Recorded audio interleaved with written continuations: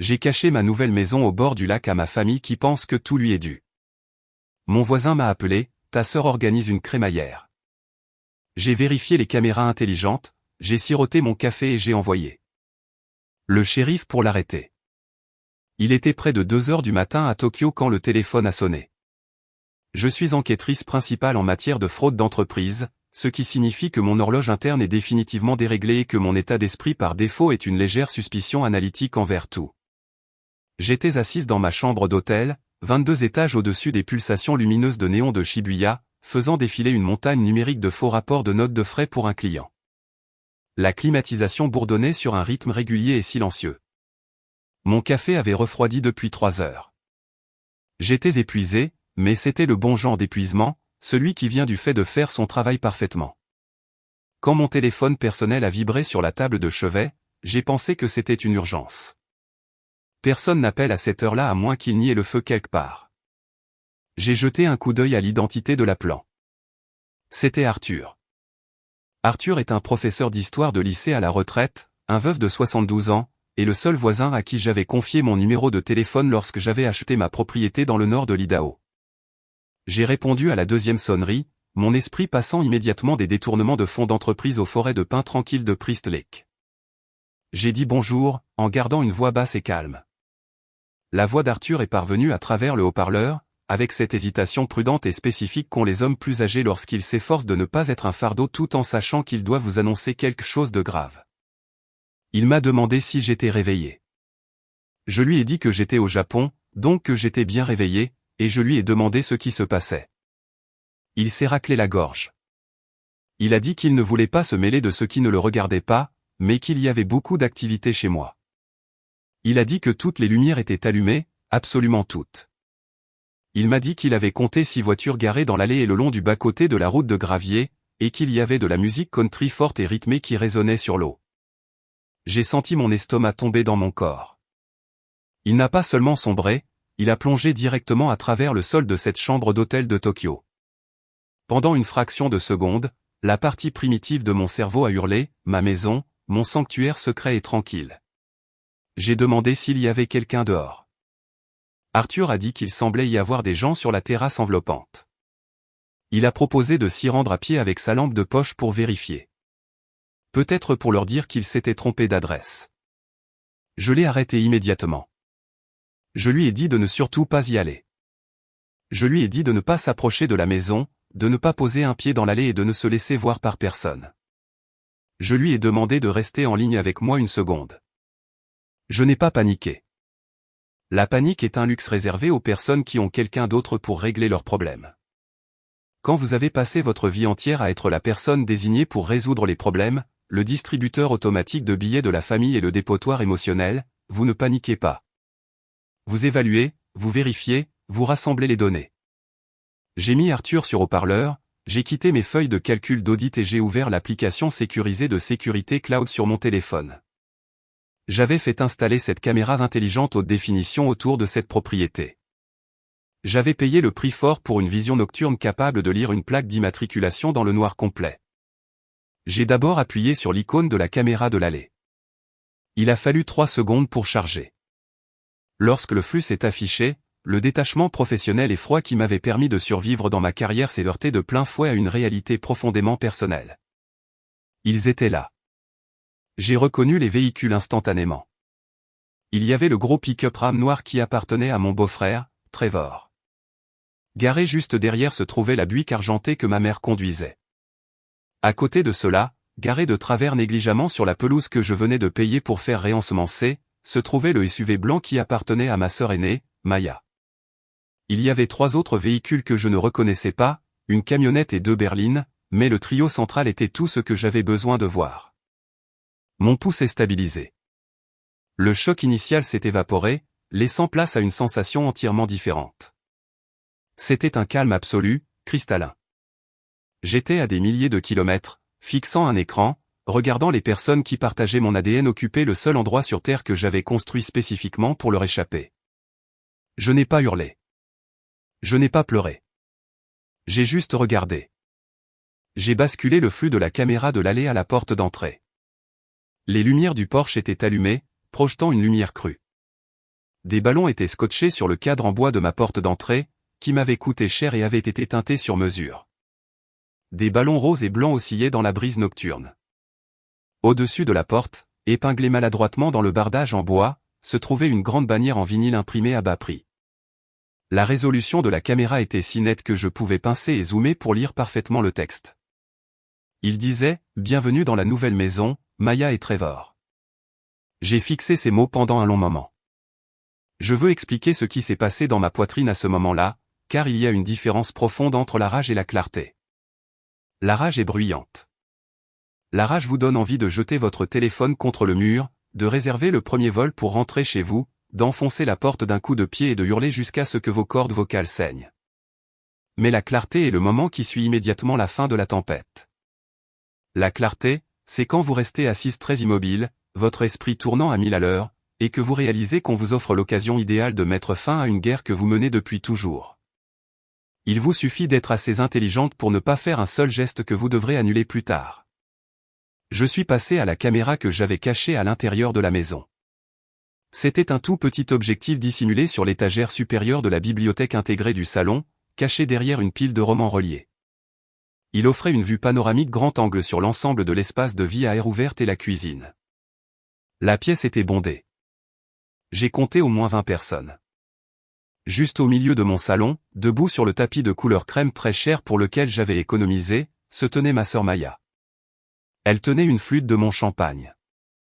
Du champagne que j'avais acheté pour célébrer ma première nuit en solo dans la maison. Elle portait une écharpe en papier ridicule drapée sur son épaule, sur laquelle était écrit quelque chose d'illisible en lettres pailletées. Elle riait, rejetant la tête en arrière, jouant la parfaite hôtesse attentionnée. Ses 3 enfants étaient là aussi. Ils couraient autour de ma table basse, et la plus jeune, une terreur d'enfant à qui on n'avait jamais dit non, sautait activement sur mon canapé tout neuf avec ses chaussures. J'ai dirigé mon regard vers la cuisine. Ma mère, Hélène, était assise à l'îlot de cuisine. Elle buvait du vin rouge dans l'une de mes tasses en céramique peinte à la main, probablement parce qu'elle avait déjà utilisé tous les verres à vin appropriés. Elle avait l'air tout à fait à l'aise, discutant avec une femme que je reconnaissais vaguement comme la mère de Trevor. Et puis il y avait Trevor. Mon beau-frère se tenait devant mes comptoirs en quartz, utilisant ma lourde planche à découper en bois de qualité professionnelle, celle que j'avais huilée et traitée à la main, pour découper un énorme morceau de viande barbecue. J'ai regardé une goutte de sauce sombre et grasse tomber du couteau et s'accumuler sur le comptoir blanc immaculé. C'était une violation si complète, d'une arrogance si époustouflante, qu'on aurait presque dit qu'elle avait été orchestrée pour un film. Ils ne faisaient pas seulement de la violation de domicile. Ils s'étaient installés. Ils organisaient une pendaison de crémaillère pour eux-mêmes dans une maison que j'avais payée 462 000 $. J'ai pris une inspiration. J'ai appuyé sur le bouton d'enregistrement d'écran de mon téléphone, capturant le flux en direct. J'ai pris capture d'écran sur capture d'écran, la bannière, le visage de Maya, Trevor rayant ma planche à découper, ma mère buvant mon vin. J'ai tout documenté avec la même précision méthodique que celle que j'utilisais pour compiler des preuves contre des cadres d'entreprise qui pensaient pouvoir me cacher leurs comptes offshore. Arthur était toujours en ligne. Je pouvais entendre sa respiration régulière. Il m'a demandé si j'étais toujours là, si je voyais ce qui se passait. Et m'a demandé si c'était ma famille, car il avait reconnu la sœur sur une photo que je lui avais montrée par accident une fois. J'ai regardé l'écran. J'ai vu Maya agir comme si elle possédait les murs que j'avais payés de ma sueur et de mon sang. C'est une intrusion, Arthur, ai-je dit d'une voix complètement plate. C'est exactement ce que c'est, Arthur, ai-je répété, en gardant un ton soigneusement mesuré. J'ai besoin que vous fassiez exactement ce que je vais vous dire, et j'ai besoin que vous le fassiez dès maintenant. Il a dit qu'il était prêt. Je lui ai dit d'appeler le bureau du shérif du comté de Bonnet. Pas la ligne d'urgence, mais le numéro de répartition. J'ai récité les chiffres de mémoire parce que je les avais mémorisés le jour où j'avais signé l'achat de la propriété. Je lui ai dit de signaler une introduction par effraction et une intrusion à mon adresse. Dites-leur que le propriétaire est actuellement à l'étranger pour affaires, ai-je ordonné. Arthur a hésité. Je pouvais entendre le frottement de son pouce contre le récepteur du téléphone. Audrey, ma puce, a-t-il dit doucement. Je sais que c'est ta sœur là-bas. Si j'appelle les flics, ils vont arriver avec les gyrophares et les sirènes. Es-tu absolument sûr de vouloir faire ça? Tu ne veux pas essayer de l'appeler d'abord? Réglez ça en famille. J'ai fixé le flux de la caméra. Maya versait à présent un autre verre de mon champagne à un invité que je ne connaissais même pas. Arthur, ai-je répondu, et la froideur de ma propre voix m'a surprise moi-même. Je n'ai pas de sœur. J'ai une intruse à domicile. S'il vous plaît, passez cet appel. Et Arthur, ne mentionnez pas le mot famille à la répartition. Dites-leur simplement qu'il y a des intrus. Il a dit qu'il comprenait.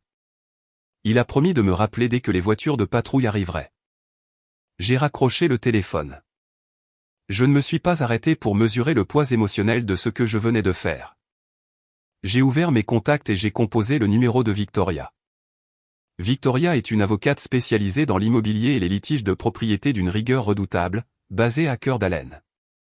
J'avais loué ses services lors de l'achat de la maison spécifiquement parce qu'elle avait la réputation d'être impitoyable.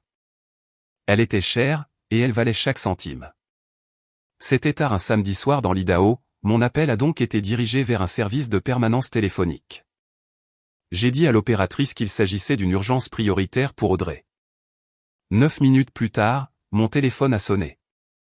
Audrey, a dit Victoria. Sa voix était vive, totalement exempte de fatigue. Quelle est la situation? J'ai une intrusion de domicile en cours dans la maison du lac, ai-je dit. Victoria est restée silencieuse pendant exactement 2 secondes. Le bruit d'un esprit juridique qui passe à la vitesse supérieure est presque audible si l'on sait comment l'écouter. Êtes-vous en sécurité? A-t-elle d'abord demandé. Je suis à Tokyo, ai-je dit. Je les regarde en ce moment même sur mes caméras de sécurité intérieure. Le voisin vient de contacter le shérif. D'accord, a dit Victoria. Vous êtes dans un état où le consentement d'une seule partie suffit pour enregistrer, et c'est votre domicile privé. Ont-ils causé des dommages visibles pour l'instant? J'ai jeté un nouveau coup d'œil au flux. La plus jeune enfant, celle de 4 ans, était en train de traîner ce qui ressemblait à un marqueur bleu indélébile sur la cloison sèche du couloir menant aux chambres d'amis. Oui, ai-je dit. Des dommages matériels sont activement en cours. Parfait, a dit Victoria, et elle avait l'air presque ravie. Ne les contactez pas ce soir. Ne répondez pas s'ils vous appellent. Laissez les adjoints du shérif établir le premier contact et consigner le rapport officiel. Je veux que vous preniez le vol le plus rapide pour rentrer aux États-Unis. Je vais rédiger une ordonnance d'interdiction de pénétrer sur la propriété dès maintenant et je serai prête à la déposer au tribunal dès l'ouverture lundi matin. Elle a marqué une pause. Audrey, êtes-vous prête à porter plainte au pénal? J'ai regardé l'écran. Ma mère riait, penchée en arrière sur ma chaise de salle à manger, tout à fait à l'aise dans une maison pour laquelle elle n'avait contribué ni d'un dollar ni d'un effort. Oui, ai-je dit. Pour eux tous, a demandé Victoria. Ou juste la sœur? J'ai fermé les yeux. La chambre d'hôtel a soudainement semblé très froide. Pour tous, ai-je dit, y compris ma mère. Bien reçu, a dit Victoria. Prenez un vol. Je m'occupe de la paperasse. J'ai raccroché. J'ai ouvert mon ordinateur portable, fermé les fichiers d'enquête sur la fraude de mon client et ouvert un nouvel onglet de navigateur pour réserver un vol au départ de l'aéroport de Narita. Mes mains étaient parfaitement stables. Ma famille pensait que je réagirais comme la fille brisée et soumise qu'ils avaient élevée. Au lieu de cela, je réagissais comme l'enquêtrice en matière de fraude d'entreprise que je savais être. Pour comprendre comment une femme peut s'asseoir dans une chambre d'hôtel au Japon et envoyer calmement la police arrêter sa propre mère et sa propre sœur, il faut comprendre les mathématiques de notre famille. Il n'a jamais été question d'amour. Il s'agissait d'allocation des ressources. Et dans notre maison, la ressource, c'était moi. Nous avons grandi dans une maison modeste et exiguë de la banlieue de Boise. Mon père est mort quand j'étais jeune, ne laissant derrière lui qu'un pick-up de 1996 et $700 sur un compte courant. Ma mère, Hélène, a dû travailler de longues heures pour payer l'électricité. Je comprends les difficultés auxquelles elle a fait face. Vraiment. Mais la difficulté n'excuse pas le système qu'elle a mis en place pour y survivre. Dans notre famille, il y avait une règle fondamentale, tout ce qui m'appartenait appartenait à Maya. J'étais la sœur cadette, la discrète, celle qui ne posait pas de problème. Maya était bruyante, exigeante et constamment dans un état de crise fabriqué de toutes pièces. Et la philosophie de ma mère était simple, donner à la roue qui grince tout ce qu'elle veut pour qu'elle arrête de faire du bruit, quitte à voler la graisse de l'autre roue. Cela a commencé par de petites choses. Quand j'avais 16 ans, j'ai passé tout un été à faire du babysitting pour les enfants du quartier. J'ai économisé chaque dollar. Je gardais mon argent dans une boîte à chaussures sous mon lit. Fin août, je me suis acheté un vélo d'occasion rouge vif. J'adorais ce vélo. Je le lavais, je huilais la chaîne et je le gardais dans le garage. 3 jours après l'avoir acheté, je suis rentré de l'école et le vélo n'était plus là. J'ai découvert plus tard que Maya, qui avait 21 ans à l'époque, l'avait pris sans me demander parce qu'elle devait se rendre chez une amie à l'autre bout de la ville. Elle ne l'a pas ramené. Elle l'a laissé sur la pelouse d'un inconnu et il a été volé. Quand j'ai pleuré, quand j'ai supplié ma mère de forcer Maya à me rembourser, ma mère a juste soupiré en se frottant les tempes. « Audrey, s'il te plaît, » avait-elle dit. Ce n'est qu'un vélo. Ta sœur traverse une période difficile en ce moment. Pourquoi es-tu si égoïste? Nous sommes une famille. Nous partageons. C'était le mot. Égoïste. C'était l'arme qu'elles utilisaient pour me maintenir dans le rang. Quand j'avais 20 ans, j'ai obtenu mon premier vrai stage en entreprise. Avec ma prime de signature, je me suis acheté une Toyota Corolla d'occasion. Ce n'était pas grand-chose, mais elle était à moi. 1 an plus tard, j'ai été envoyé hors de l'État pour un programme de formation éprouvant de 6 mois. J'ai laissé la voiture garée chez ma mère pour qu'elle soit en sécurité. Je lui ai laissé un double des clés au cas où elle aurait besoin de la déplacer pour le nettoyage des rues. À la moitié de ma formation, j'ai reçu une notification de ma compagnie d'assurance concernant une modification de la police. J'ai appelé la préfecture. La voiture n'était plus à mon nom. Ma mère avait falsifié ma signature sur le transfert de titre. Elle avait cédé la voiture à Trevor, le nouveau mari de Maya, parce que son pick-up était en panne et que Maya était enceinte de son premier enfant et avait besoin d'un moyen de transport fiable. Je me souviens d'être resté debout dans le couloir de mon logement de fonction, serrant le téléphone, sentant l'air quitter mes poumons. J'ai appelé ma mère. Je hurlais. J'ai menacé d'appeler la police pour vol de voiture. Et puis sont venus les reproches culpabilisants, les pleurs, la manipulation. Audrey, comment peux-tu faire ça à ta sœur enceinte? À ta nièce? Trevor a besoin d'aller travailler. Tu es parti en formation. Tu n'as même pas besoin de la voiture en ce moment. Si tu appelles les flics, tu vas détruire cette famille. Je ne te le pardonnerai jamais. J'ai craqué. J'avais 21 ans, j'aspirais désespérément à l'approbation de ma mère, j'étais terrifié à l'idée d'être la méchante dans le récit familial. J'ai laissé tomber. Je me suis dit que ce n'était qu'une voiture. Je me suis dit que j'aidais. Mais avec le recul, le vélo et la Corolla n'étaient pas des incidents isolés. C'était un modèle. Ma mère avait enseigné à Maya une leçon très précieuse, les limites d'Audrey n'existent pas. Audrey va se plaindre. Audrey va peut-être même crier, mais au bout du compte, Audrey va se soumettre si on appuie assez fort sur le bouton de la famille. Elles m'ont entraîné à être la victime idéale de leurs abus financiers et émotionnels. Elles m'ont conditionné à croire que ma réussite n'avait de valeur que si elle pouvait être récoltée pour subventionner les échecs de Maya. Et pendant très longtemps, je les ai laissés faire. Pendant les 15 années suivantes, j'ai travaillé comme une machine. Je le devais, car je finançais essentiellement 2 vies, la mienne et la réserve d'urgence pour les catastrophes constantes de Maya.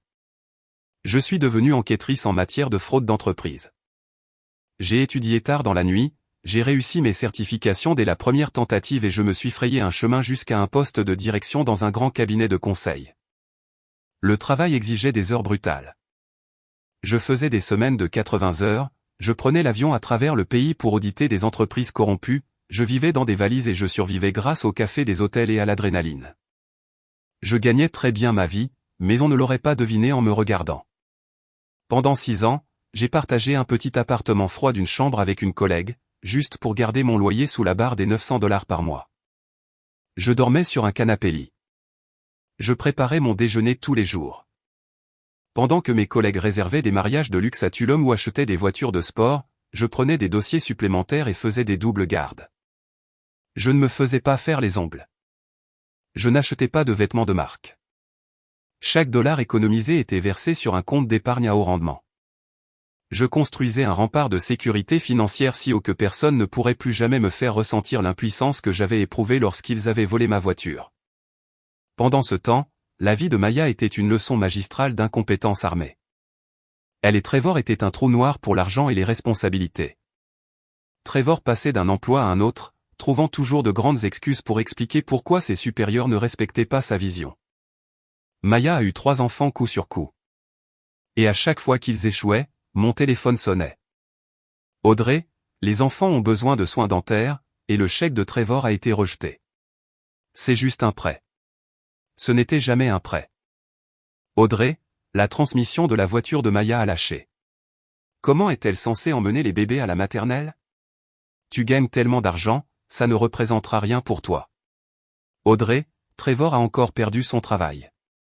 Ils vont être expulsés. S'il te plaît, pense aux enfants. Toujours les enfants. Ils utilisaient mes nièces et mes neveux comme boucliers humains pour esquiver toute responsabilité. Si je disais non, je ne disais pas seulement non à Maya. J'affamais des enfants innocents. Ou du moins, c'était le récit que ma mère brodait. Hélène était la complice en chef. Elle vivait avec Maya et Trevor, faisant office de nounou non payé, et elle relayait constamment leurs exigences. J'ai payé pour des appareils dentaires. J'ai payé pour des courses. J'ai payé des factures de services publics en retard pour que leur chauffage ne soit pas coupé en décembre. J'étais un distributeur automatique de billets fonctionnant au sang, à la sueur et à la jeunesse perdue. Je me souviens d'un mardi précis. J'avais 28 ans. Je venais de terminer un audit épuisant de 48 heures à Chicago. J'avais des cernes sous les yeux qui ressemblaient à des ecchymoses. J'étais assise à l'aéroport en train de manger un sandwich rassis quand Maya a publié une photo sur Facebook. C'était elle et Trevor, d'immenses margaritas à la main, sur une plage de Floride. La légende disait, des vacances bien méritées. Tellement bénies. J'avais payé leur facture d'électricité 3 jours auparavant. J'ai fixé la photo. Je ne les ai pas affrontés. La confrontation exigeait une énergie que je ne possédais tout simplement pas. J'ai juste ravalé ma colère, je l'ai tassée au fond d'une petite boîte dans ma poitrine et j'ai embarqué dans mon avion. Quand je dis que la maison du lac a été méritée, je le pense au sens le plus littéral et le plus douloureux du terme. J'ai acheté cette maison avec les vacances que je n'ai jamais prises. Je l'ai achetée avec le sommeil que je n'ai jamais eu. Je l'ai achetée avec le refus obstiné de les laisser me vider complètement. Chaque dollar de ce compte d'épargne était une parcelle de ma liberté, extraite avec peine des ruines de l'attitude outrecuidante de ma famille. J'économisais pour une issue de secours. Et à l'approche de la trentaine, j'ai réalisé que j'avais enfin assez pour la construire. Le point de rupture, le moment où je suis vraiment et définitivement morte en tant que bonne fille, s'est produit par un après-midi pluvieux de novembre. J'avais contracté une grave pneumonie après un mois brutal de voyages ininterrompus. J'avais 33 ans, j'étais allongé dans mon appartement avec une fièvre de 39,4 degrés Celsius, 103 degrés Fahrenheit, toussant au point d'avoir l'impression que mes côtes étaient en verre brisé. Je n'avais pas mangé de nourriture solide depuis 2 jours. J'étais physiquement incapable de marcher jusqu'à la cuisine pour me servir un verre d'eau. Mon téléphone a sonné. C'était ma mère. J'ai répondu d'une voix rauque, espérant juste un instant qu'elle appelait pour prendre de mes nouvelles. Peut-être qu'elle me proposerait de m'apporter de la soupe. Peut-être qu'elle se comporterait simplement comme une mère. Audrey, a-t-elle dit, d'un ton sec et agacé. La carte de crédit de Maya a été refusée chez le garagiste.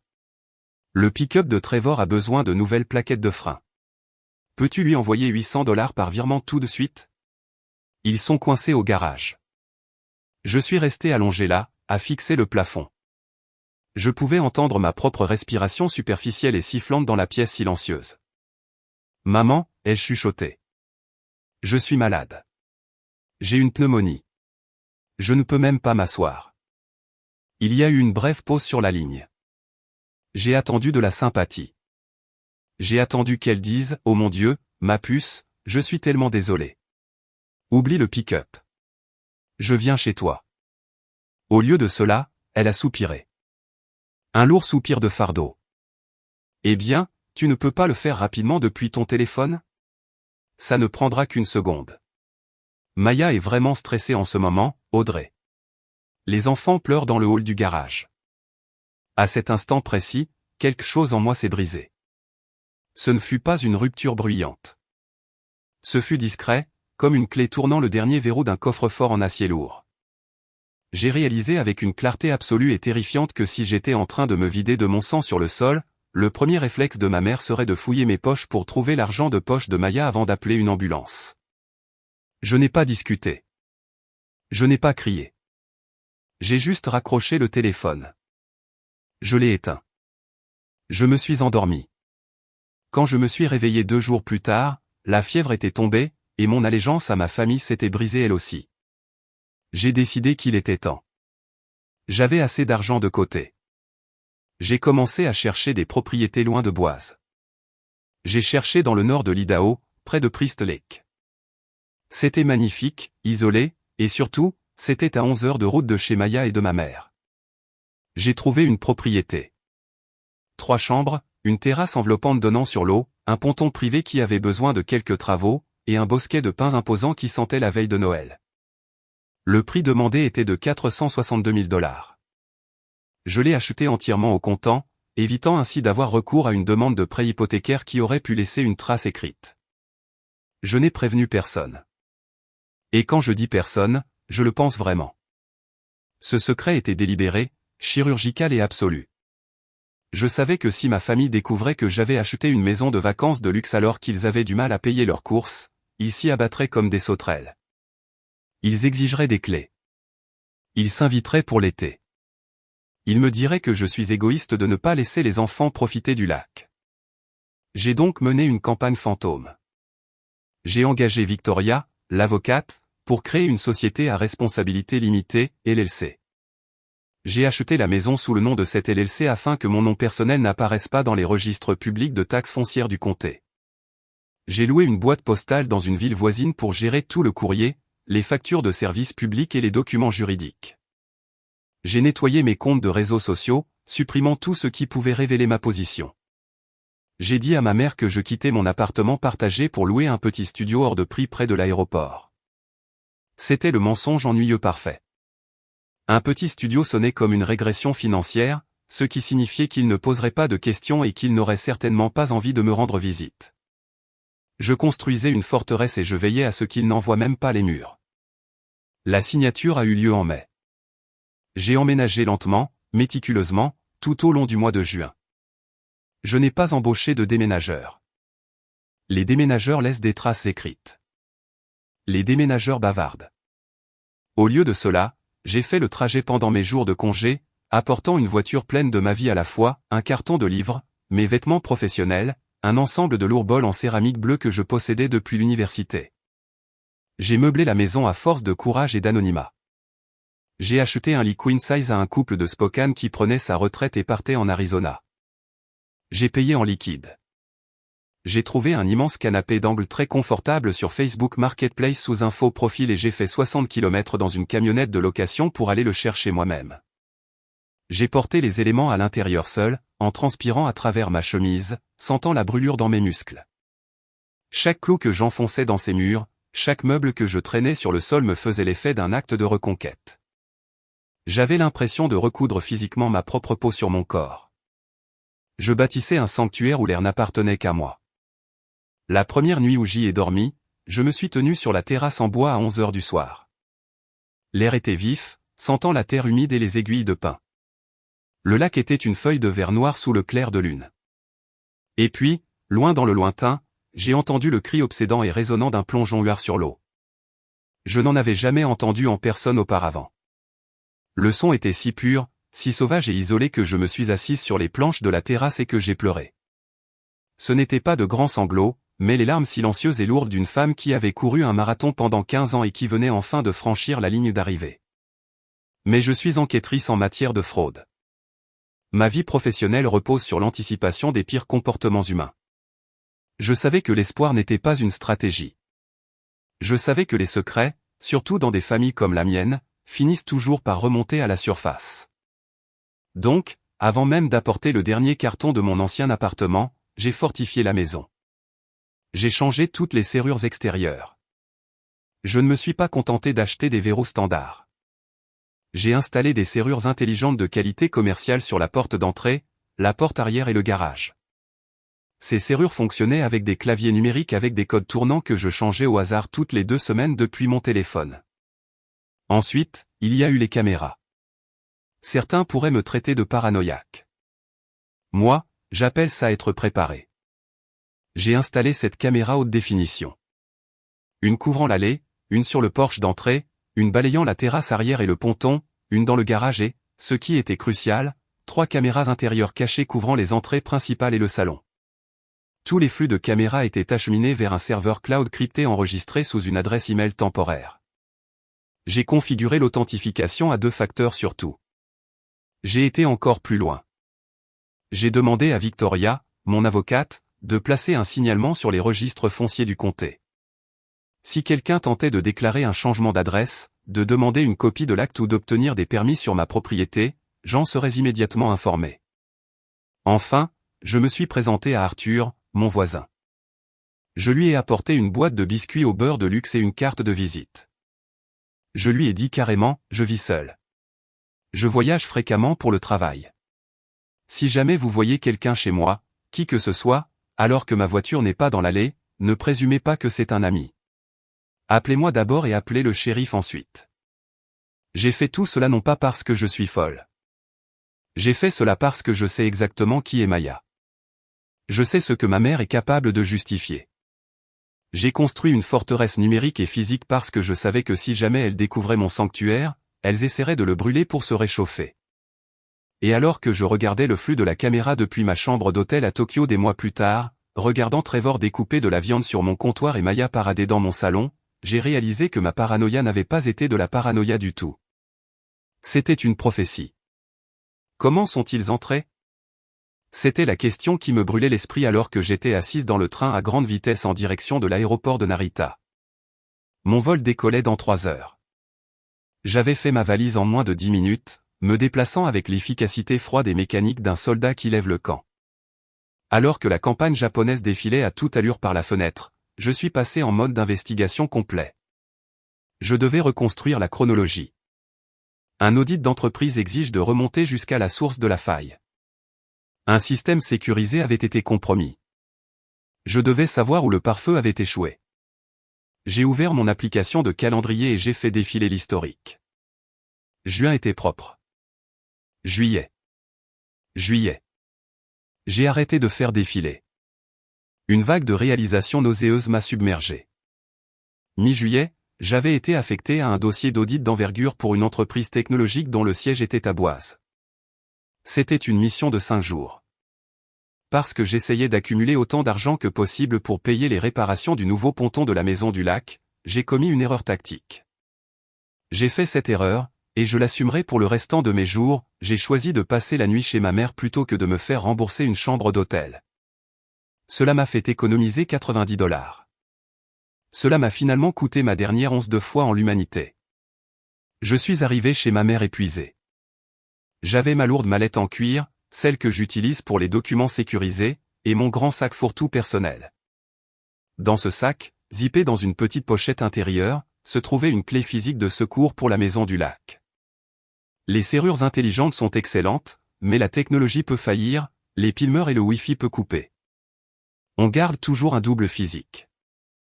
Glissé juste à côté de cette clé, plié en un carré soigné, se trouvait un exemplaire de mon récent avis d'imposition foncière que j'avais dû examiner pour mon comptable. Je me suis souvenu d'être entré dans la maison de ma mère.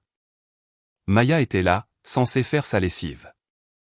J'ai déposé mes bagages sur le canapé du salon, j'ai serré ma mère dans mes bras et je leur ai dit que j'avais désespérément besoin d'une douche avant de dîner. Je prends des douches extrêmement rapides. C'est une habitude héritée du début de ma vingtaine, quand je partageais une salle de bain avec 3 autres stagiaires. Je suis resté dans la salle de bain pendant exactement 4 minutes. Je me souviens d'être retourné dans le salon, en me frottant les cheveux mouillés avec une serviette. Maya était assise à l'autre bout du canapé, faisant défiler son téléphone, l'air beaucoup trop innocent. Je n'y ai pas prêté attention, mais en attrapant mon sac pour y prendre le chargeur de mon téléphone, j'ai remarqué quelque chose. La fermeture éclair de la petite pochette intérieure, celle qui contenait la clé et le document fiscal, était ouverte d'environ 2 centimètres. Je m'étais arrêté. J'ai vérifié immédiatement, portefeuille, pièce d'identité, badge d'entreprise, clé, document fiscal. Tout était là. Tout était à sa place. Je me suis dit que j'avais dû laisser la fermeture éclair partiellement ouverte. Je suis une personne ordonnée, mais je suis aussi une personne chroniquement fatiguée. J'ai laissé passer. Assise dans le train au Japon, le souvenir s'est imbriqué comme un chargeur que l'on enclenche. Elle n'avait pas volé la clé. Elle n'avait pas volé le document. Cela aurait été trop évident. Je m'en serais rendu compte et j'aurais changé les serrures immédiatement. Maya avait fouillé mon sac à la seconde même où elle avait entendu l'eau de la douche couler. Elle avait trouvé le document fiscal indiquant l'adresse de Priest Lake. Elle avait trouvé la clé physique. Elle avait pris son téléphone, pris une photo d'une clarté cristalline de l'adresse, puis, dans un élan d'intelligence calculée que je devais presque respecter, elle avait pris une photo en gros plan de la clé physique elle-même. Aujourd'hui, on n'a plus besoin du métal physique pour dupliquer une clé. Il existe des dizaines d'applications et de bornes automatiques qui peuvent tailler une réplique parfaite à partir d'une photo haute résolution. Elle avait copié ma clé numériquement, remis l'original dans mon sac et refermé la fermeture éclair juste au moment où l'eau de la douche s'arrêtait. 4 minutes. C'est tout ce qu'il a fallu à ma propre sœur pour franchir le périmètre de ma vie. Elle avait l'adresse. Elle avait la clé. Et elle a eu l'audace de passer les 2 mois suivants à planifier une pendaison de crémaillère pour une maison qu'elle n'avait jamais achetée, attendant le moment idéal où elle savait que je serais hors du pays. J'ai regardé mes mains. Elles tremblaient légèrement, non pas de tristesse, mais sous l'effet de l'adrénaline pure d'un chasseur qui a enfin repéré le loup dans les broussailles. Ils pensaient m'avoir surpassé en ingéniosité. Ils pensaient pouvoir se glisser dans ma vie, y planter leur drapeau et utiliser la simple pression sociale de 20 invités pour me forcer à l'accepter. Ils ont oublié ce que je fais dans la vie. Je ne me mets pas en colère. Je construis des preuves écrites. Et la piste qu'ils venaient de me fournir menait tout droit à une condamnation pour délit grave. J'ai atterri à Houston pour mon escale à 2h15 du matin, à leur heure. J'avais dormi exactement 0 minutes pendant les 14 heures de vol depuis Tokyo. Mon esprit était un moteur en marche continue, traitant les variables, anticipant les défenses et établissant une chronologie. Dès que les roues ont touché la piste et que le pilote a autorisé l'utilisation des téléphones portables, mon téléphone a explosé. Il y avait des dizaines d'appels manqués et de SMS paniqués, venant principalement de ma mère et de ma sœur. Je n'en ai ouvert aucun. Je les ai balayés du pouce et j'ai ouvert mes messages pour trouver le seul qui comptait. C'était un message du shérif adjoint dont Arthur m'avait donné le nom au téléphone. Il était bref et strictement professionnel. Je l'ai appelé immédiatement depuis le terminal vide de Houston en attendant ma correspondance pour Salt Lake City. Il s'appelait l'adjoint Anukashi. Lorsqu'il a répondu, il avait la voix d'un homme qui avait vu beaucoup trop de facettes sombres de la nature humaine, mais qui parvenait à conserver un fond d'empathie sincère. Je me suis présenté comme la propriétaire. Il m'a fait un compte rendu de la situation. Lorsque lui et 3 autres adjoints sont arrivés sur ma propriété, ils ont trouvé 23 adultes et 7 enfants à l'intérieur de la maison. Il y avait des bouteilles d'alcool ouvertes dans chaque pièce. La musique avait été coupée, mais l'arrogance résonnait encore. Puis l'adjoint a marqué une pause. J'entendais le froissement d'un bloc-notes qu'on feuillette à l'autre bout du fil. Il m'a demandé s'il pouvait me poser une question personnelle. Je lui ai dit de poursuivre. Il m'a demandé si ma sœur avait l'habitude de raconter aux gens que cette maison était la sienne. Je me suis arrêté de marcher. Je me tenais au milieu du couloir d'aéroport éclairé par des néons. Je lui ai demandé ce qu'il entendait exactement par là. L'adjoint Anukashi m'a expliqué que lorsque les forces de l'ordre ont pénétré dans la fête et ont ordonné à tout le monde d'évacuer, plusieurs invités s'étaient montrés très agressifs, non pas envers la police, mais face à l'idée qu'ils étaient en situation d'intrusion. 2 invités ont même tenté de discuter avec les adjoints, affirmant qu'il devait y avoir une erreur dans le système de répartition car Maya leur avait dit qu'elle venait d'acheter la propriété une semaine auparavant. Elle faisait de la publicité pour cette pendaison de crémaillère depuis des semaines. Certains invités avaient même apporté des cadeaux coûteux. Il y avait un grand carton provenant d'un magasin d'articles de maison haut de gamme posé sur mon comptoir de cuisine. La carte de vœux disait, pour votre magnifique nouvelle maison, Maya et Trevor. J'ai ressenti une vague glaciale d'incrédulité absolue. Je me suis laissé glisser sur la moquette du terminal, le dos appuyé contre une vitre froide. L'adjoint n'avait pas fini. Il m'a dit qu'il n'était probablement pas censé partager ce détail, mais qu'il pensait que je devais savoir à quoi j'avais affaire. L'un des invités, un homme qui travaillait avec mon beau-frère, avait pris un adjoint à part. Il était furieux et embarrassé en réalisant que la police était on ne peut plus sérieuse. Cet homme a demandé comment rédiger une déposition officielle. Il a dit à l'adjoint que Maya et Trevor avaient non seulement prétendu que la maison était la leur, mais qu'il lui avait explicitement affirmé que Maya avait hérité de la propriété de notre riche défunt père. Mon père était mort depuis 19 ans. Il avait exercé un travail d'ouvrier jusqu'au jour où son cœur avait lâché et il nous avait laissé un pick-up usé de 1996 et $700. Ils ne s'étaient pas seulement approprié ma maison pour un week-end. Ils avaient volé ma réalité tout entière. Ils avaient fabriqué un univers alternatif où ma sueur, mes semaines de 80 heures de travail et mes 15 ans de discipline financière étaient magiquement effacés et réattribués à Maya comme un droit de naissance divin. J'ai remercié l'adjoint. Je lui ai dit que je serais sur place à 18 heures ce soir-là. J'ai raccroché, j'ai repris mon sac et j'ai marché vers ma porte d'embarquement. Je n'étais plus triste. J'étais dangereuse. J'ai atterri à Salt Lake City, j'ai récupéré ma voiture au parking longue durée et j'ai commencé la route vers le nord en direction de Priest Lake. C'est un trajet de 11 heures. Je ne me suis pas arrêté pour manger. Je ne me suis pas arrêté pour prendre un café. Je ne me suis arrêté que lorsque la jauge d'essence a frôlé la zone rouge. J'étais éveillé depuis plus de 36 heures, mais mon corps semblait vibrer d'une électricité à haute tension. Je me suis engagé dans mon allée de gravier à 18h15 précise. Le soleil commençait sa lente descente derrière les pins, jetant de longues ombres dorées sur la propriété. C'était d'une beauté à couper le souffle, exactement comme dans mes souvenirs d'une semaine auparavant. Mais en coupant le moteur, je suis resté assise sur le siège du conducteur pendant 2 minutes entières. Je devais me préparer mentalement à ce qui m'attendait derrière cette porte d'entrée. J'ai déverrouillé le pen dormant intelligent. J'avais déjà effacé les anciens codes du système et programmé une séquence entièrement nouvelle. La porte s'est ouverte. L'agression physique sur mes sens a été immédiate. La maison sentait la bière éventée, le chien mouillé, la fumée de cigarettes et quelque chose de distinctement brûlé. Le silence de la maison vide ne faisait que rendre la violation plus flagrante. Je n'ai pas enlevé mes chaussures. Je n'ai pas posé mon sac. J'ai sorti mon téléphone, ouvert l'application appareil photo et commencé une inspection méthodique, pièce par pièce. Je n'étais plus propriétaire. J'étais une auditrice légale examinant une scène de crime. Dans la cuisine, il y avait du glaçage rose séché étalé sur le bord de l'îlot en quartz. Ma lourde planche à découper en bois, celle que Trevor avait utilisée, baignait dans une flaque de jus de pastèque. Ils avaient laissé l'écorce sur le bois toute la nuit, et le bois coûteux s'était déformé et fendu en son milieu. Dans l'évier, une pile précaire de mes bols en céramique bleue était entassée de manière désordonnée. 3 d'entre eux étaient visiblement ébréchés. J'ai remonté le couloir. Le mur était couvert de marqueurs bleus indélébiles. Cela ressemblait au dessin grossier d'une girafe réalisé par un enfant, entouré du mot « maman » écrit à 4 reprises. Le tapis moelleux blanc que j'avais choisi avec soin pour le salon présentait une énorme tache rouge foncée qui s'imbibait dans les fibres. Au-dessus de la cheminée, la bannière de bienvenue était toujours suspendue, s'affaissant d'un côté là où le ruban adhésif bon marché avait lâché. Mais les vrais dégâts n'étaient pas structurels. Ils étaient psychologiques. Je suis entré dans la chambre principale, mon sanctuaire. Les portes du placard étaient grandes ouvertes.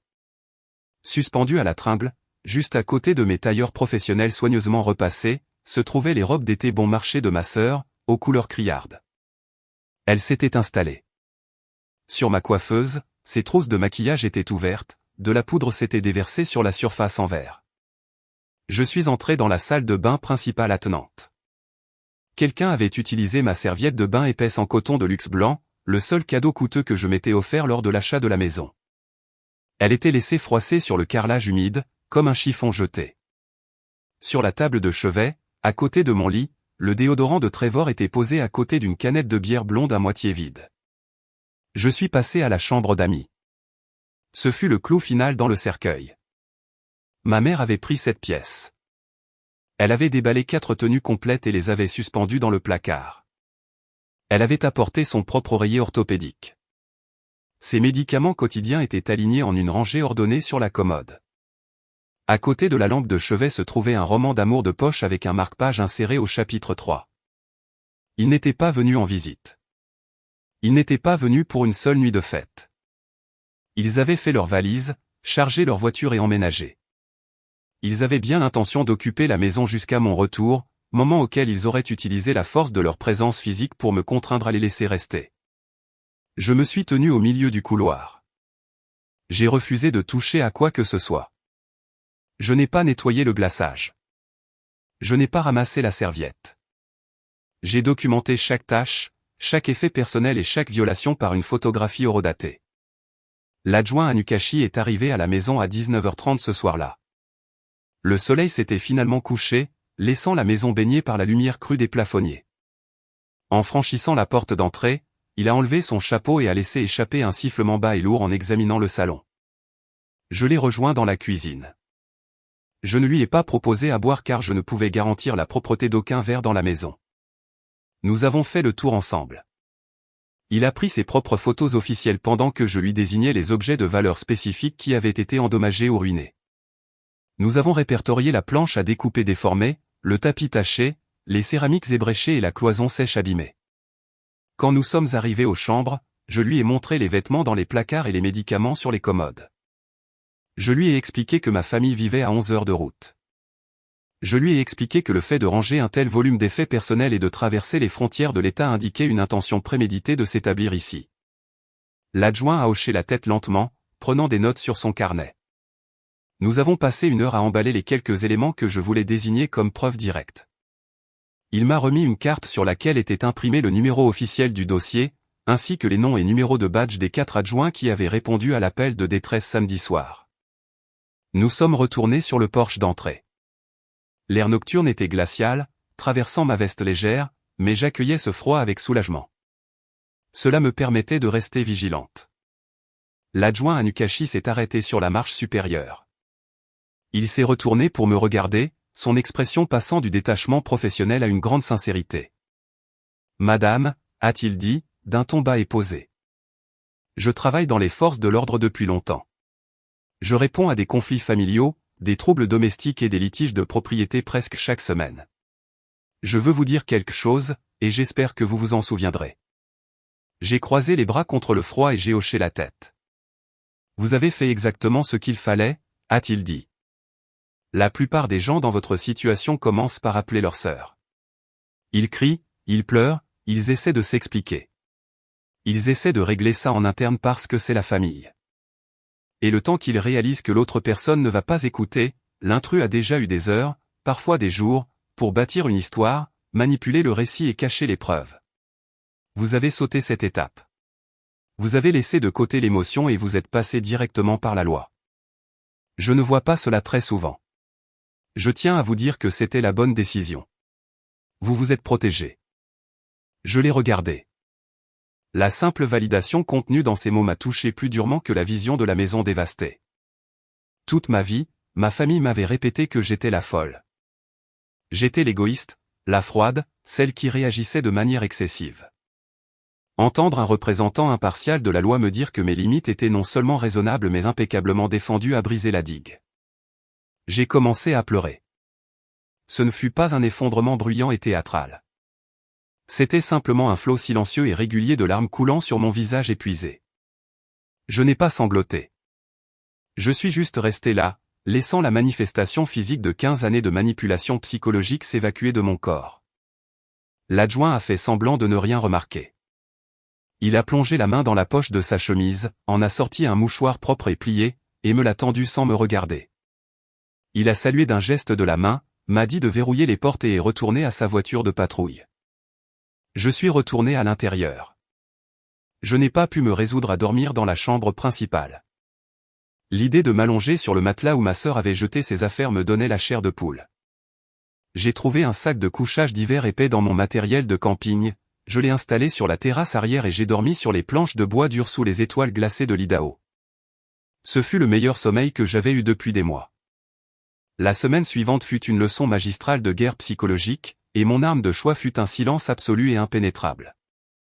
Le lundi matin, à 9 heures précises, Victoria a déposé les ordonnances permanentes d'interdiction de pénétrer sur la propriété auprès du tribunal de comté. Le mardi, elle a officiellement intenté une action civile contre Maya, Trevor et ma mère pour dommages matériels et violation de domicile. Le mercredi, elle a obtenu d'un juge une injonction temporaire pour leur interdire de s'approcher à moins de 100 mètres de ma propriété. Le jeudi, elle a déposé un recours devant le tribunal des petites créances, détaillant méticuleusement chaque objet endommagé que j'avais photographié. Je leur ai facturé le tapis. Je leur ai facturé la planche à découper sur mesure. Je leur ai facturé la réparation et la peinture du mur.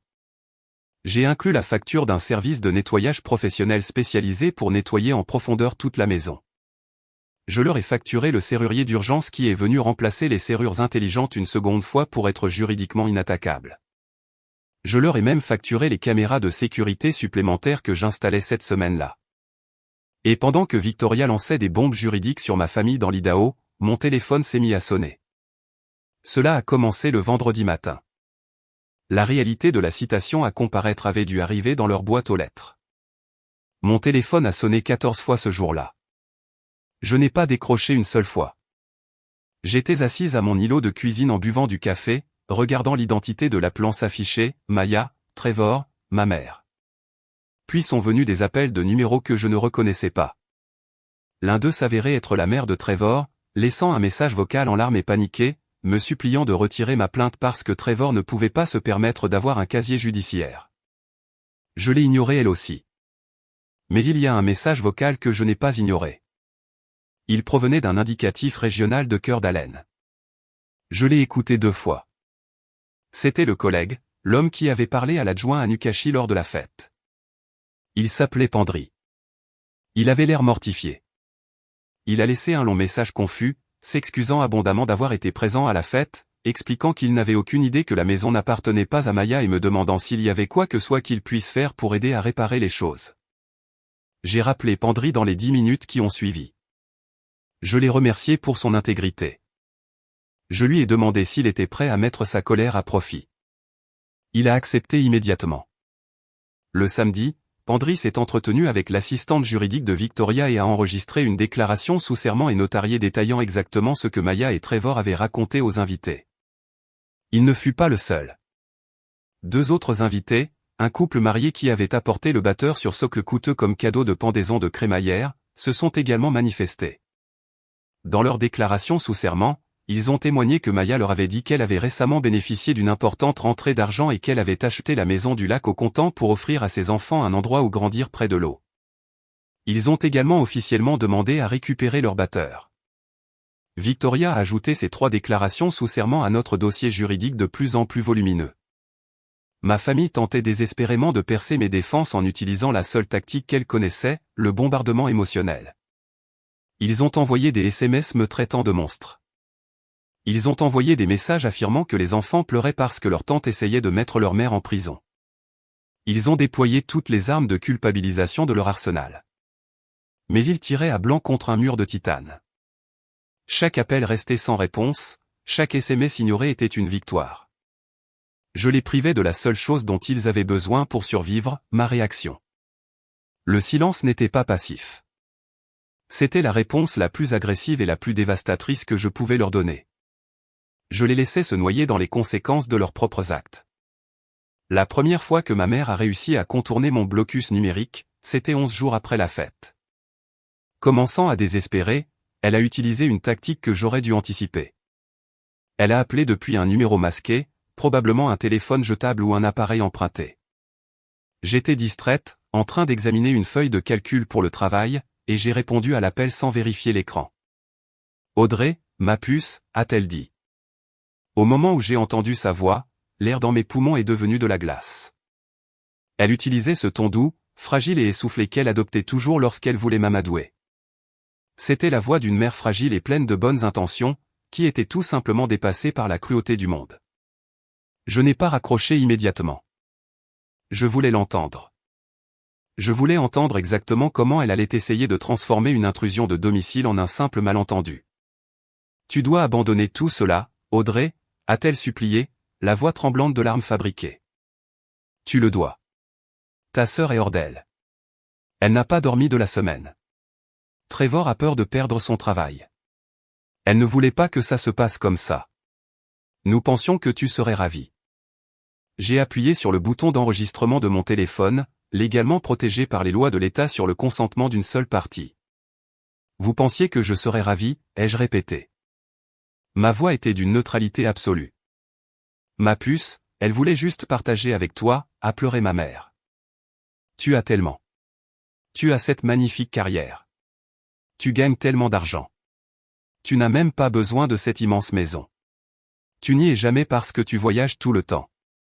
Maya voulait juste que les enfants passent un week-end au lac. Elle recommençait, se servant de ma réussite pour justifier leur vol. Je me suis penché en avant, appuyant mes coudes sur mon îlot en quartz nouvellement réparé. Maman, ai-je dit, coupant court à ses larmes comme avec un scalpel. Est-ce que tu as dit aux gens présents à cette fête que la maison appartenait à Maya? Il y a eu un lourd et lourd silence sur la ligne. Les pleurs ont cessé instantanément. J'ai peut-être mentionné qu'elle avait participé à l'achat, a-t-elle bégayé, faisant marche arrière.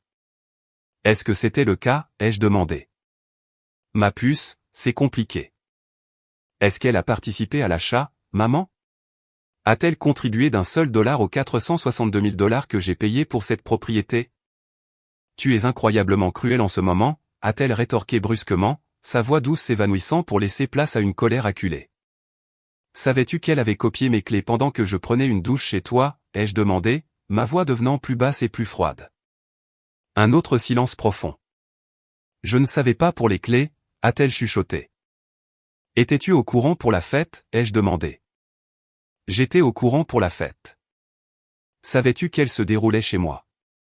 Oui. Savais-tu que je n'étais pas au courant? Elle n'a pas répondu. Le silence au téléphone était le plus assourdissant que j'ai jamais entendu. C'était le bruit d'une femme réalisant que la fille qu'elle avait programmée pour se soumettre était partie à tout jamais, de manière irréversible. On se verra au tribunal, Hélène, ai-je dit, utilisant son prénom pour la première fois de ma vie. J'ai raccroché. J'ai bloqué ce nouveau numéro. Mon pouls était parfaitement régulier. Dans les jours qui ont précédé les procédures judiciaires obligatoires, Victoria m'a transmis les copies des rapports de police et les dépositions initiales que ma famille avait remises aux adjoints le soir de l'incident. La lecture de ces documents s'apparentait à l'étude de l'anatomie d'une psychose partagée. J'ai réalisé que la trahison n'était pas seulement une décision impulsive et mauvaise. C'était une illusion profondément ancrée. Ma famille se croyait sincèrement intouchable. Dans sa déposition officielle, Trevor avait eu l'audace d'écrire qu'il supposait que je serais raisonnable une fois calmé.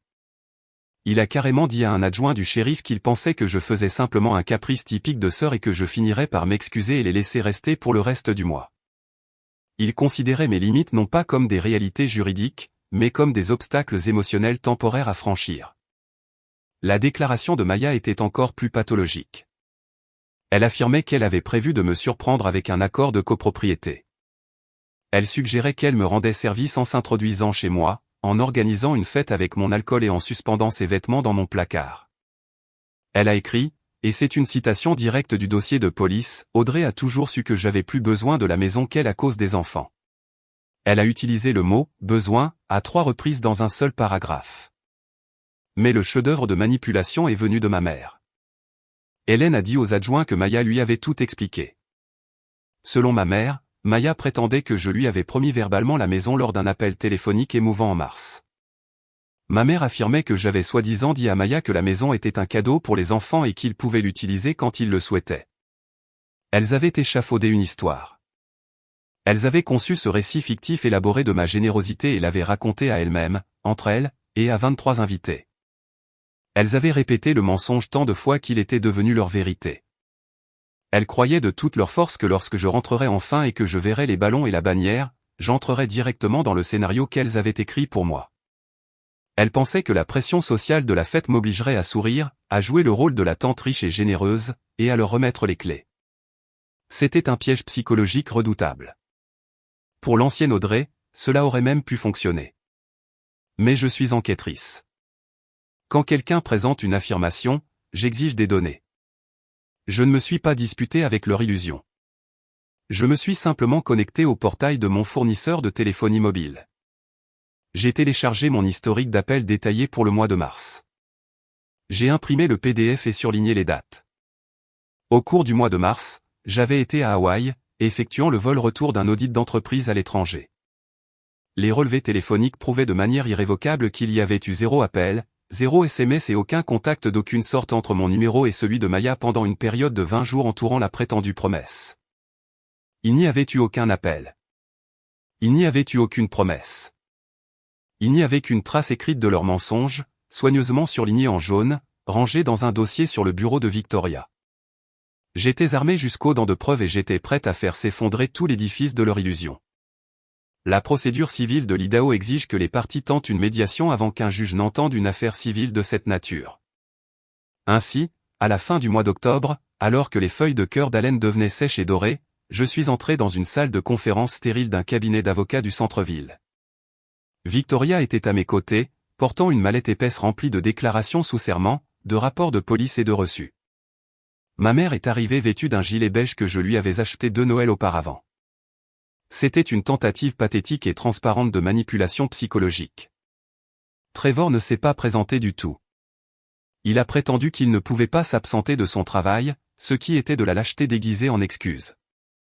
Maya est arrivée avec un avocat qui avait l'air épuisé avant même que nous nous asseyions. Il avait l'attitude d'un homme qui n'avait accepté cette affaire que pour rendre service à un ami et qui regrettait profondément ses choix de vie. Le médiateur était un homme plus âgé, aux cheveux argentés, avec des lunettes de lecture suspendues à une chaîne autour de son cou. Il a commencé par expliquer les règles de la médiation, en insistant sur le compromis et la réconciliation familiale. Je l'ai laissé parler. J'ai gardé un visage entièrement neutre. Puis Maya a commencé. Elle a déployé la tactique classique du Darvo, nier, attaquer et inverser les rôles de victime et d'agresseur. Elle n'a pas commencé par la maison. Elle a commencé par s'en prendre à mon caractère. Elle a pleuré. Elle a pleuré abondamment et bruyamment. Elle a regardé le médiateur et a sangloté en disant que je détruisais la famille. Elle a affirmé que j'étais une employée de bureau vindicative et sans cœur, qui se souciait plus de l'argent que de son propre sang. Elle a dit que les enfants étaient traumatisés parce que j'essayais d'enfermer leur mère dans une cage. Elle a évoqué notre défunt père, affirmant qu'il aurait honte du monstre que j'étais devenu. Elle a parlé pendant 20 minutes sans interruption. Victoria s'est agitée à côté de moi, prête à objecter, mais j'ai posé une main sur son bras. J'avais donné des instructions à Victoria au préalable, laissez Maya parler. Laissez-la épuiser ses munitions émotionnelles.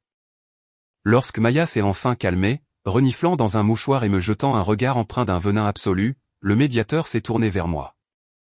Il m'a demandé si j'avais une réponse ou si j'étais prête à discuter d'une solution. J'ai ouvert mon dossier. Je n'ai pas élevé la voix. Je n'ai pas défendu mon caractère ni mentionné mon défunt père. J'ai fait glisser 3 feuilles de papier sur la table en bois verni. J'ai exactement une offre à faire, ai-je dit, ma voix coupant l'air lourd de la pièce comme une lame. Premièrement, il me rembourse tous les dommages documentés, ce qui s'élève à 11 400 $. Deuxièmement, il signe un accord permanent et juridiquement contraignant de non-contact et d'interdiction de pénétrer sur ma propriété. Troisièmement, Maya rédige une déclaration écrite formulée par mon avocate à l'intention de chaque invité ayant assisté à cette fête. Cette déclaration précisera qu'elle ne possède pas la maison, ne l'a jamais possédée et que toutes les affirmations contraires étaient entièrement inventées. J'ai marqué une pause, laissant les exigences faire leur effet. S'ils acceptent ces 3 conditions, ai-je poursuivi en regardant Maya droit dans les yeux, je demanderai au procureur d'abandonner les poursuites pour violation de domicile pénal. S'il refuse ne serait-ce qu'une seule clause, nous mettons fin à cette médiation immédiatement. Nous allons au procès, et je demanderai la peine maximale pour chaque chef d'accusation. Le médiateur a cligné des yeux. Il a regardé les documents, puis l'avocat de Maya. L'avocat de Maya s'est penché et a murmuré frénétiquement à son oreille. Il était probablement en train de lui dire que c'était le meilleur accord qu'elle obtiendrait jamais et que mes preuves l'écraseraient dans une salle d'audience. Le visage de Maya est devenu rouge vif. Elle a frappé du poing sur la table. Je ne signerai rien qui dise que je suis une menteuse, a-t-elle hurlé. Je ne vais pas m'humilier devant mes amis juste parce que tu es une. J'ai hoché la tête lentement. J'ai fermé mon dossier et je me suis levé de ma chaise en cuir. J'ai regardé son avocat. Dans ce cas, on se verra au tribunal, ai-je dit. Je suis sorti de la pièce, laissant ma famille assise au milieu des ruines de sa propre arrogance.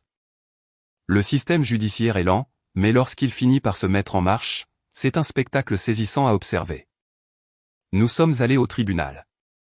Il a fallu attendre la fin du mois de février pour que les calendriers pénal et civil coïncident. À ce moment-là, le lac devant chez moi était gelé, recouvert d'un manteau d'une trentaine de centimètres de neige fraîche et intacte. Je me suis rendu au tribunal de Comté dans un tailleur gris anthracite ajusté. Je ne ressentais rien d'autre qu'une attente calme et résolue. Le procès fut une débâcle pour eux. L'avocat de Maya a tenté de faire valoir qu'il s'agissait d'un simple malentendu entre membres d'une même famille, d'un problème de communication concernant une résidence secondaire. Victoria n'a même pas eu besoin d'élever la voix pour démanteler la défense. Elle a présenté les photographies horodatées des clés dupliquées. Elle a présenté les relevés téléphoniques prouvant qu'il n'y avait eu aucun accord verbal en mars. Elle a produit les déclarations sous serment des invités trompés. Elle a présenté la facture de la planche à découper déformée et du tapis blanc ruiné. Ce fut une démonstration de force en matière de preuves légales. Les accusations criminelles de violation de domicile ont été maintenues. Elles ont été retenues contre Maya. Elles ont été retenues contre Trevor. Et bien qu'une petite partie résiduelle de l'enfant en moi se soit brisée en y assistant, les accusations ont également été retenues contre ma mère, Hélène. L'accusation a prouvé que ma mère avait été explicitement informée par les adjoints le samedi soir que la propriété était légalement la mienne.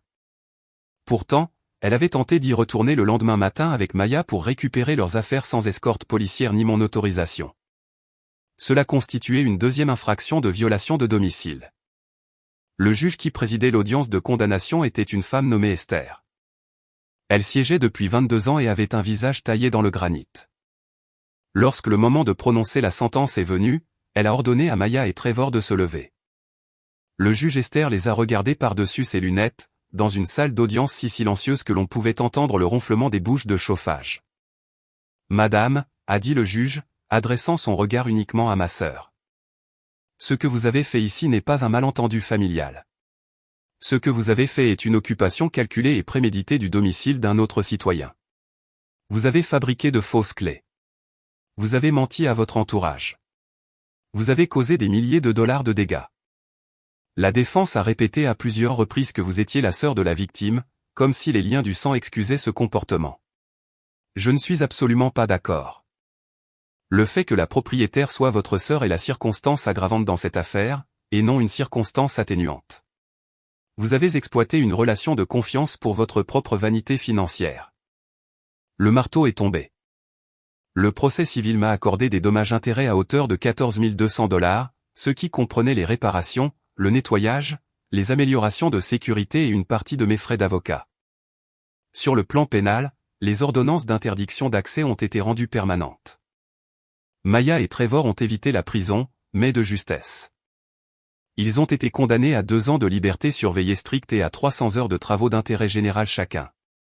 Ma mère a bénéficié d'un sursis probatoire et d'une amende importante. Ils sont sortis de cette salle d'audience avec un casier judiciaire, une dette financière massive qu'ils me devaient désormais, et la destruction absolue de l'illusion qu'ils avaient mis des décennies à construire. Je suis sorti de là avec ma liberté. Les actes ont des conséquences, mais les mensonges publics ont des retombées d'un tout autre ordre. Quand on bâtit toute son identité sociale sur un mensonge, l'effondrement n'est jamais discret. C'est une réaction en chaîne. Dans les mois qui ont suivi le procès, les répercussions du verdict se sont propagées dans leur communauté à Boise et à Cœur d'Haleine. Je n'ai pas eu à lever le petit doigt pour détruire leur réputation. Ils s'en étaient déjà chargés eux-mêmes. Trevor fut le premier à faire face aux conséquences dans le monde réel. Le collègue, Pandry, qui avait fourni la déclaration sous serment à mon avocate, était profondément intégré dans la structure de direction du concessionnaire de bateaux où Trevor travaillait. Une fois qu'il est devenu évident que Trevor avait menti à ses collègues, les avait invités dans une maison usurpée et avait failli les impliquer dans une affaire criminelle de violation de domicile, l'ambiance de travail est devenue extrêmement hostile. Trevor n'a pas été officiellement licencié pour cet incident, mais il a été écarté pour une promotion, isolé par ses pairs, et a finalement été contraint de démissionner pour trouver du travail dans un garage beaucoup plus petit et moins bien rémunéré. Le cercle social de Maya a explosé. La vingtaine d'invités qui avaient assisté à la fausse pendaison de crémaillère n'ont pas gardé le secret. L'histoire de la femme qui avait organisé une fête somptueuse dans la maison secrète de sa sœur, pour ensuite voir la police faire une descente et arrêter l'hôtesse, est devenue le sujet de commérage ultime dans leur cercle de banlieue. Maya a tenté de modifier le récit. Bien sûr, elle a joué la victime. Elle a raconté à qui voulait l'entendre que sa sœur riche et cruelle l'avait piégée. Certaines personnes l'ont cru. Ses complices, les personnes qui partageaient sa vision toxique du monde, se sont ralliés à elle et m'ont traité de monstre. Je les ai laissés faire. Je m'en moquais. Les personnes qui comptaient, celles dotées d'un esprit critique, ont posé les bonnes questions.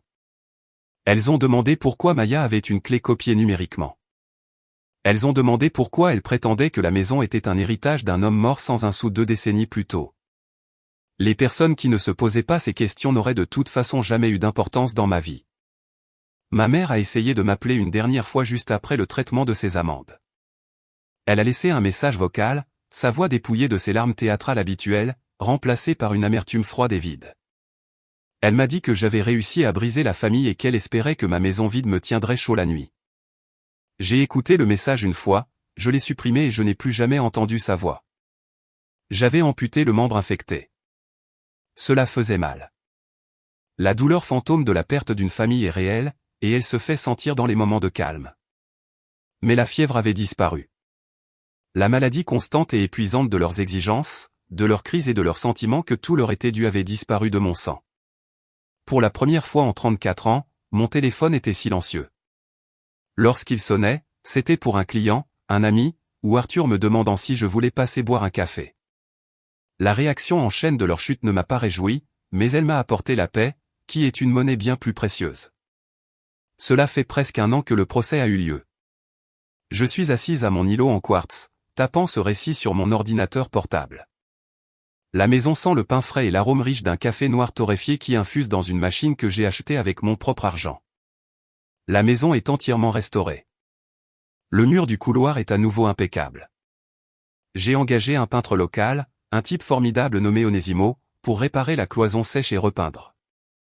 Il m'a demandé un prix bien trop bas pour son excellent travail, alors je lui ai donné un pourboire de $100 et une tarte aux cerises faite maison. Le tapis blanc ruiné a été jeté à la benne et remplacé par un tapis en laine sombre tissé qui est chaud sous mes pieds nus. Les serrures n'ont plus eu besoin d'être changées. But he did notre place everything. J'ai gardé les bols en céramique bleue, ceux que Trevor et Maya avaient ébréchés en les jetant négligemment dans l'évier pendant leur fête. Je les ai lavés, séchés et placés sur les étagères ouvertes de ma cuisine, là où je peux les voir chaque jour. Je les ai gardés, ébréchés et tout, parce que je veux me souvenir. Je ne veux plus jamais oublier ce qui se passe quand on baisse sa garde pour des gens qui ne vous considèrent que comme une ressource. Ces bols ébréchés sont mon rappel quotidien que la paix exige de la vigilance. Je ne suis pas tout à fait seul ici. J'ai adopté une chienne, un croisement de refuge.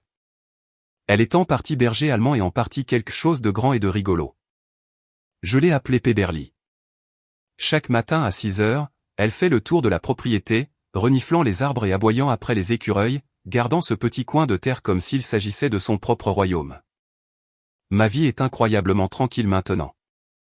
Je ne vais pas bien de la façon dont les films dépeignent les gens après une grande victoire. Je ne lève pas les bras en l'air pour danser dans le salon.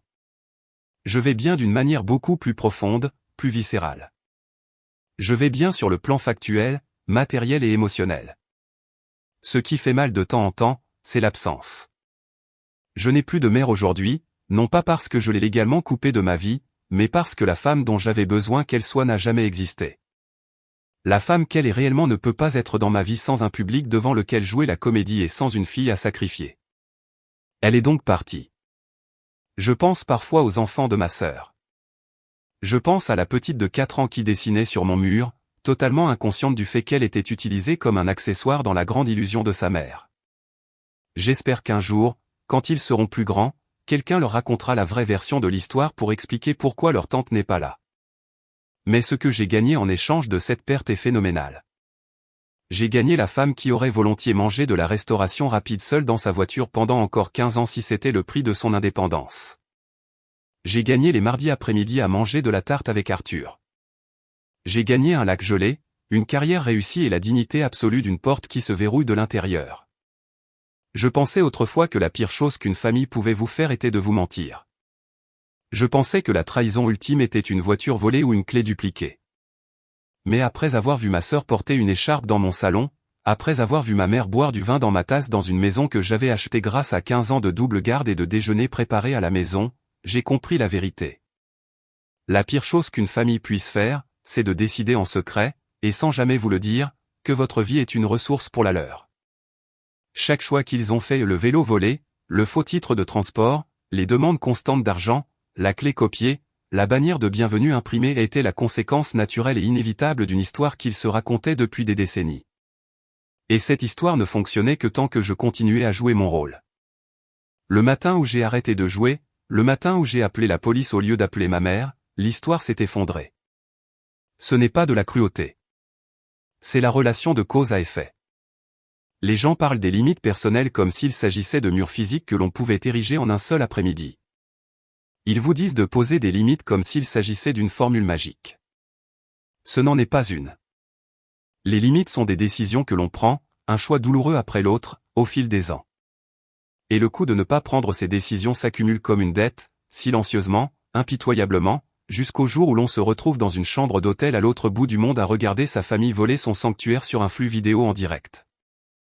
La bonté n'est pas la même chose que la soumission. On peut aimer sa famille tout en refusant catégoriquement d'être consumé par elle. La sagesse est le muscle que l'on développe quand on finit par voir un schéma récurrent pour ce qu'il est réellement. Ce n'est pas une phase. Ce n'est pas un malentendu. C'est un schéma récurrent. Et la force, le genre de force qui résiste vraiment sous la pression, est rarement bruyante. Elle ne jette pas d'assiette contre les murs. Elle ne crie pas dans une salle de médiation. La vraie force appelle une avocate depuis une chambre d'hôtel à minuit et dit « Je veux une ordonnance d'interdiction de pénétrer sur la propriété sur mon bureau lundi matin ». La vraie force dort dans un sac de couchage sur une terrasse en bois glacé parce que le lit a été profané. La vraie force signe les documents de poursuite pénale même lorsque le nom sur le dossier est celui de sa propre mère. Un homme du magasin de bricolage m'a dit un jour que l'on n'achète jamais simplement une serrure.